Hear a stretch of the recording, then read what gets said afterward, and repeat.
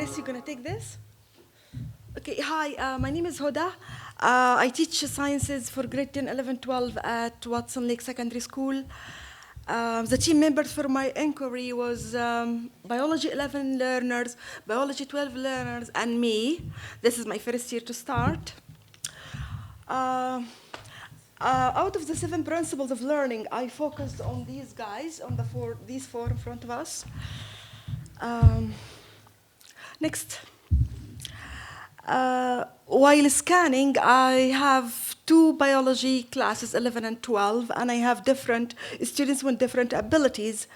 So at one day, I am checking and I'm scanning my class, and I found that I have 12 learners. Every learner exactly is at a different point or a different unit of the book. Next. So my focus was to develop a better way to foster engagement of my student. So my hunch is that Moodle's materials are only for average or above average student, and I need to adjust that.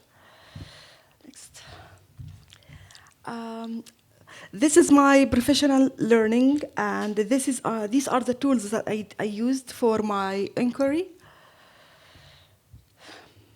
So taking actions, I really need to mail the parents, the guardians, that I'm stopping working on a Moodle computer for a couple of weeks, and there are some changes coming their ways. The same 2 weeks, I took my students to complete science projects. Next. So we visited a water plant 2 miles in Watson Lake, and we collected samples from water to test it in the lab. And we visited also Watson Lake Recycle Depot. So my checking that, actually early November, the class was too busy as Tim Horton restaurant, and now, early December, I have lots of resistance. You're taking away our computers, why changes now, why you need to change?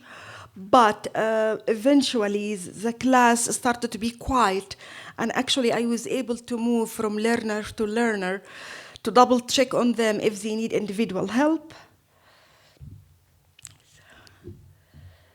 So my reflection is, if you are teaching in a rural multi-grade and multi-subject class, Moodle alone will not work for all. I kept a record for their attendance, folder for every learner, what did they hand me and how did they hand me. For me, as a lifelong learner, I will keep updating the Moodle. Next. That's it.